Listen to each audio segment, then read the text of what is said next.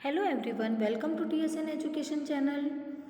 Today we will do class 8th Social and Political Life, chapter 1st the Indian Constitution, third video, page number 9.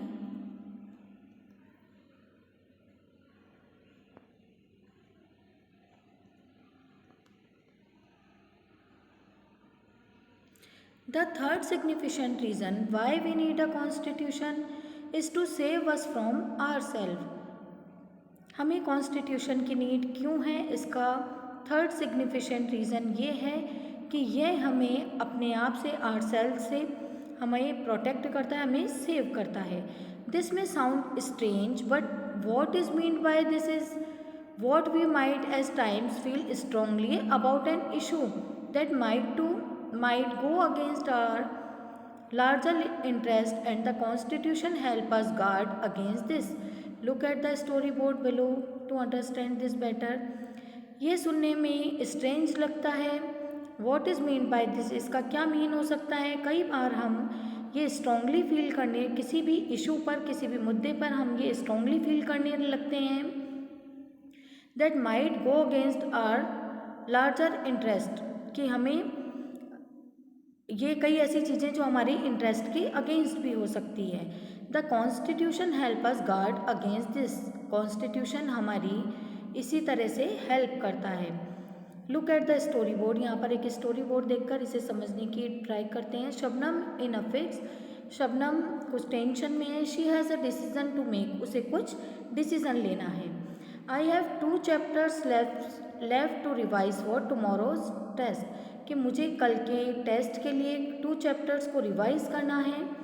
But it's time for my favourite TV programme, but ये time मेरे favourite TV programme का है.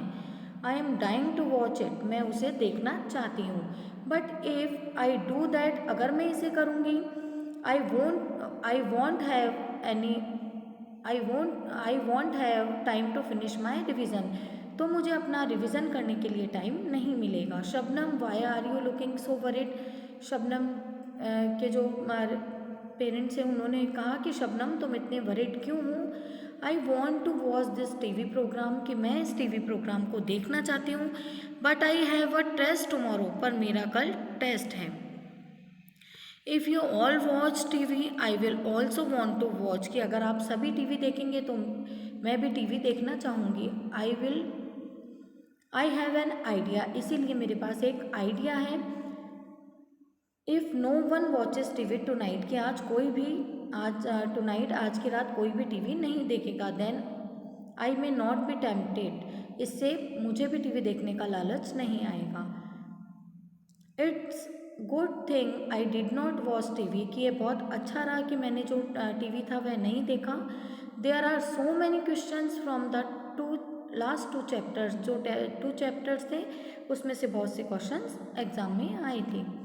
Similarly the constitution helps to protect us against certain decisions that we might take that could have an adverse effect on the larger principles that the country believes इन.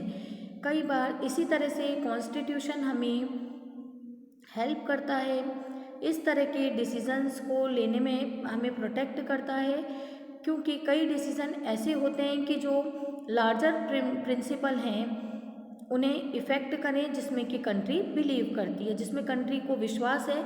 ऐसे हमारे द्वारा लिए गए ऐसे decision हो सकते हैं जो कि लार्जर प्रिंसिपल्स, जिसमें कि कंट्री के जो लोग हैं वे बिलीव करते हो, उन्हें इफ़ेक्ट करें. तो इससे कॉन्स्टिट्यूशन हमें प्रोटेक्ट करता है, हमारी हेल्प करता है. For example, it is possible that many people who live in a democracy might come to strongly feel that party policies has become so acrimonious that we need a strong dictator to set this right. For example के लिए ऐसा possible है कि many people जो कि इस democracy में रहते हैं ये स्ट्रांगली फील करें कि जो पार्टी की पॉलिटिक्स है ये एक्रोमोनियस, ये बिल्कुल ख़राब या विकृत होती जा रही है, और हमें इसके लिए एक स्ट्रॉन्ग डिक्टेटर की, एक तानाशाह की नीड है जो कि सेट दिस राइट, इन्हें सबको ठीक कर सके.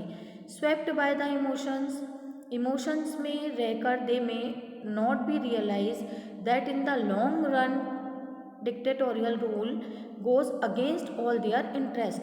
इमोशंस में रहकर वे ये रियलाइज़ नहीं कर पा रहे हैं कि लॉन्ग टाइम तक डिक्टेटोरियल रूल या तानाशाही जो शासन रहने पर वह जो रूल है वह उनके इंटरेस्ट के अगेंस्ट होगा, इसमें उनका कोई भी इंटरेस्ट नहीं होगा या वे लोग उनकी जो भी कंडीशंस हैं वे उनके फेवर में नहीं रहेंगे। A good constitution does not allow this whims to change its basic structure। एक गुड कॉन्स्टिट्यूशन, एक अच्छा जो संविधान है उसके बेसिक स्ट्रक्चर में चेंज करने के लिए अलाउ नहीं करता। It does not allow for the easy overthrow of provisions that guarantee rights of citizens and protect their freedom.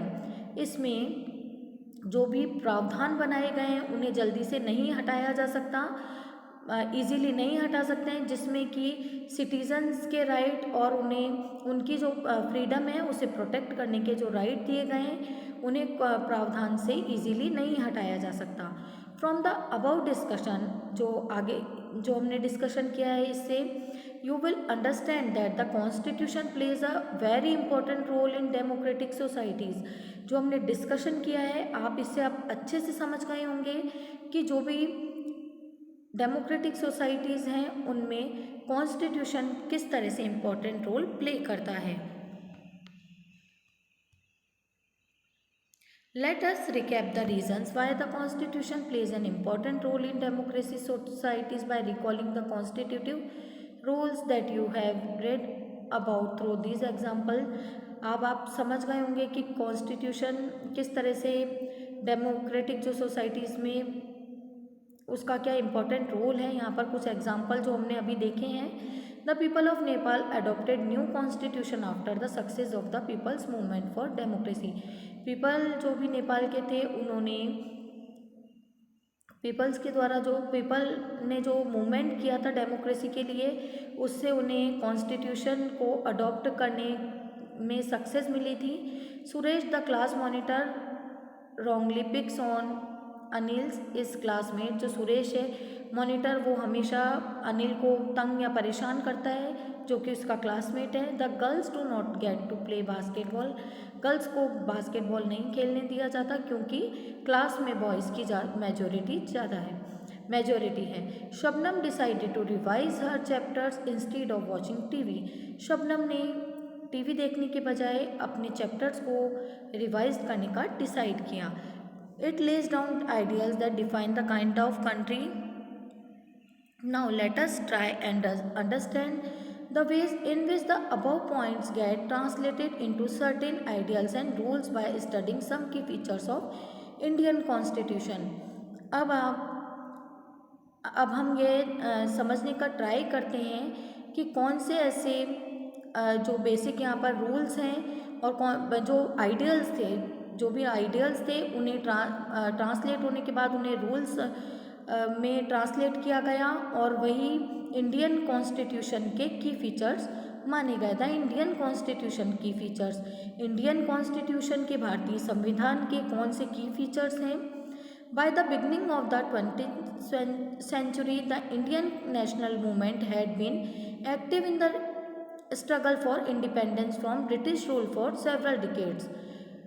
20th century के बिगनिंग में जो इंडियन नेशनल मूवमेंट चल रहा था ये एक्टिव था इंडिपेंडेंस आज़ादी के लिए, जो कि एक स्ट्रगल किया जा रहा था जो कि सेवरल डिकेड तक जिन्होंने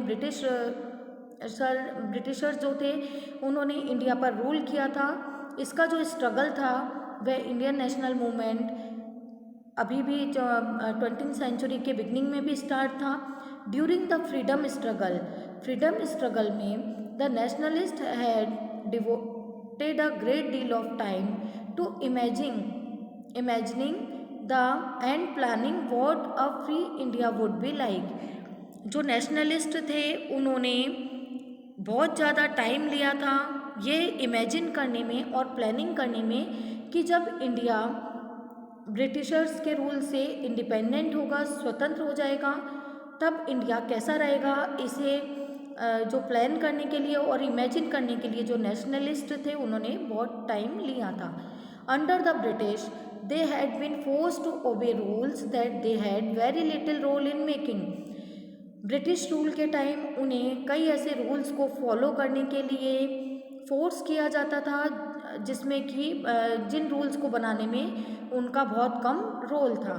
the long experience of authoritarian rule under the colonial state convinced Indians that free India should be democracy in which everyone should be treated equally and be allowed to participate in government. एक long experience के बाद यह माना गया कि जो free India है वहाँ पर डेमोक्रेसी होगी, लोकतंत्र होगा, जहाँ पर सभी को इक्वली ट्रीट किया जाएगा और गवर्नमेंट के जो भी रूल्स हैं या उसमें पार्टिसिपेट करने के लिए अलाउ किया जाएगा. What remain to be done then was to work out ways which a democratic government would be set up in India. क्या करना बाकी था कि जब कौन सा ऐसा वर्क रिमेन रह गया था जिसमें कि गवर्नमेंट जो डेमोक्रेटिक गवर्नमेंट थी उसे इंडिया में सेटअप करना था. And rules that would determine the functioning, और ऐसे रूल्स बनाने थे कि जो गवर्नमेंट है उसके अकॉर्डिंग फंक्शन करे. This was done not by one person, ये केवल वन पर्सन के द्वारा नहीं किया जाना था, but a group of around 300 people who became members of the constituent assembly. 300 people जो कि कॉन्स्टिट्यूट असेंबली के मेंबर्स थे 1946 में, and who met periodically for the next 3 years to write Indian constitution. वे 3 नेक्स्ट ईयर तक periodically मिलते थे और उन्होंने इंडियन कॉन्स्टिट्यूशन को लिखा था. These members of the Constituent Assembly had a huge task before them. ये जो कॉन्स्टिट्यूंट असेंबली के जो मेंबर्स थे इनके लिए एक बहुत बड़ा टास्क था. The country was made up of several different communities. Country में सेवरल डिफरेंट कम्युनिटीज़ के पीपल रहते थे हु स्पीक डिफरेंट लैंग्वेजेस, जो कि डिफरेंट लैंग्वेजेस बोलते थे, and belong to different religion, और डिफरेंट रिलीजन को बिलोंग करते थे. एंड हैड डिस्टिंक्ट कल्चर, और उनका जो कल्चर था, उनकी जो संस्कृति थी वह भी काफ़ी डिफरेंट थी. Also when the constitution was being written, जब कॉन्स्टिट्यूशन लिखा गया, India was going through considerable turmoil. India में उस समय काफ़ी ज़्यादा टर्मोइल थी, काफ़ी उथल पुथल जैसी स्थिति थी. The partition of the country into India and Pakistan was imminent. Country का पार्टीशन इंडिया और पाकिस्तान की तरह ये बिल्कुल पास ही था. Some of the princely states remain undecided about their future. कुछ ऐसे स्टेट्स भी थे जो कि अभी तक अपने फ्यूचर को डिसाइड नहीं कर पाए थे. And the socio economic condition of the vast mass of people appear dismal. और जो सोशल इकोनॉमिक कंडीशन थी पीपल की वह भी काफ़ी चेंज हो रही थी. All of these issues played on the minds of the members. इन सब इशूज़ को जो भी कॉन्स्टिट्यूशन असेंबली के मेंबर्स थे उन्होंने अपने माइंड में रखकर कॉन्स्टिट्यूशन को लिखा था. They rose to the occasion and gave this country a visionary document that reflects the respect for maintaining diversity while preserving national unity. एक ऐसा डॉक्यूमेंट उन्होंने सभी इश्यूज़ को ध्यान रखते हुए लिखा था कंट्री के लिए, जिसमें कि डाइवर्सिटी को मेंटेन करते हुए नेशनल जो यूनिटी थी उसे भी प्रिजर्व रखा था. जो राष्ट्रीय एकता थी उसे भी सुरक्षित रखा गया था, विविधता होते हुए भी. The final document also reflect their concern for eradicating poverty through social economic reforms as well as emphasizing the crucial role the people can play in choosing their representative. Final जो डॉक्यूमेंट आया उसमें concern भी था कि जो भी people की social और इकोनॉमिक कंडीशन है उसे रिफॉर्म किया जाएगा और पॉवर्टी को इरेडिकेटिंग हटाया जाए या पॉवर्टी का गरीबी का उन्मूलन किया जाए, as well as emphasising the crucial role the people can play in choosing their representative. इसमें पीपल इम्पोर्टेंट रोल प्ले करते थे अपने रिप्रेजेंटेटिव को चूज करके। इस तरह का एक कॉन्स्टिट्यूशन लिखा गया। Baba Saheb doctor Bhimrao Ambedkar is known as the father of the Indian constitution. Baba Saheb doctor Bhimrao Ambedkar को इंडियन कॉन्स्टिट्यूशन के फादर की तरह जाना जाता है। Doctor Ambedkar believe that this participation in the constituent assembly help the schedules caste get some safeguards in the draft constitution.